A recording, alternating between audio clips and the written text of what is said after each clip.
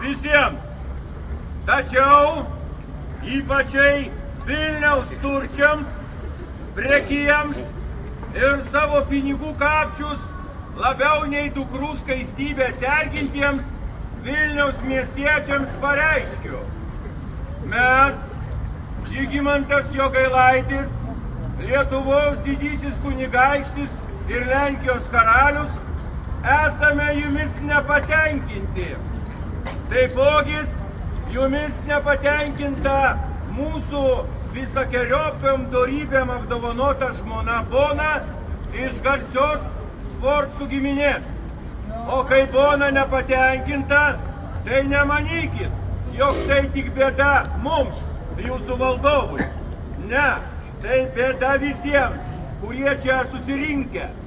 Kaip čia gavosi, kad šiais mūsų viešpaties 1529 metais mūsų maloningos žmonos rūpesčių atsikviestų architektų projektuoti rūmai dar neužbaigti.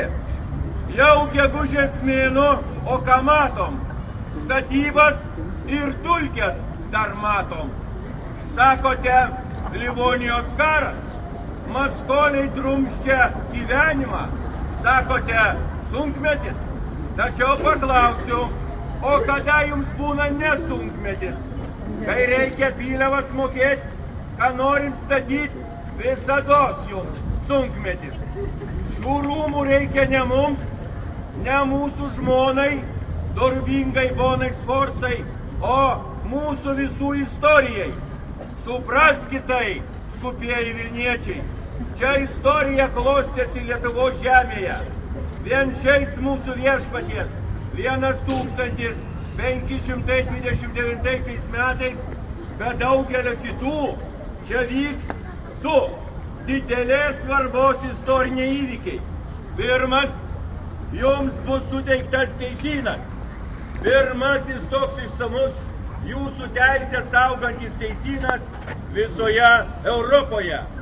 Ilgus metus triūsę geradėjai kancleris Goštautas ir Mykolas Radvila, sudarydami teisyną, kuris turės garbingą Lietuvos statuto vardą.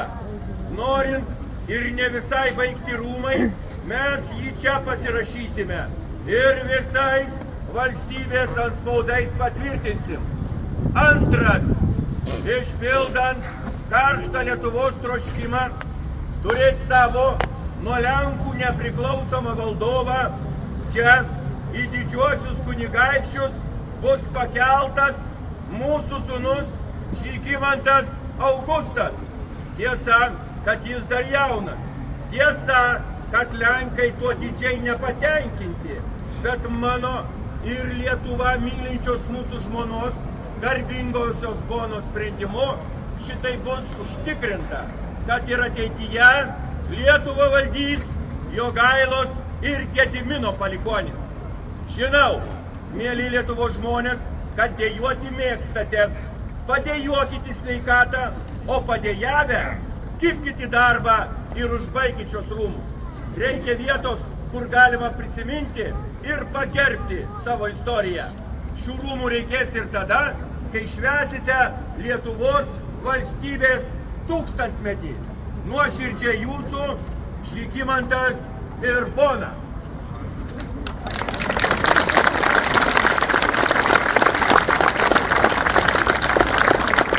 Garbingieji miestiečiai ir šlovingojo Vilniaus svečiai.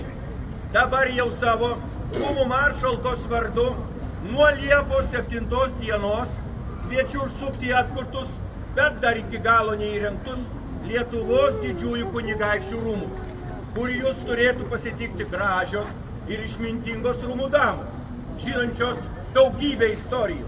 Dar labiau žiniomis praturtėsite, užsukę į senąjį arsenalą, kur šiuo metu išdėlioti neprilygstamą rūmų didybę menantis daiktai, senųjų baltų sukurtos grožybės, Vavelio pilies turtai, iš tolimo Vetlinburgo atgabentas raštas, prieš 1000 metų paskelbęs pasauliui žinią apie Lietuvos žemę. Liepos mėnesį jūs įsuks festivalio verpetas. O kol kas jau visai greitai, birželio 12 dieną, čia pat, prie rūmų sušurmuliuos. Iš visos kunigaikštystės sugužėję vaikai į valdovų rūmų mugę. Ateikite, nepasididžiuokite.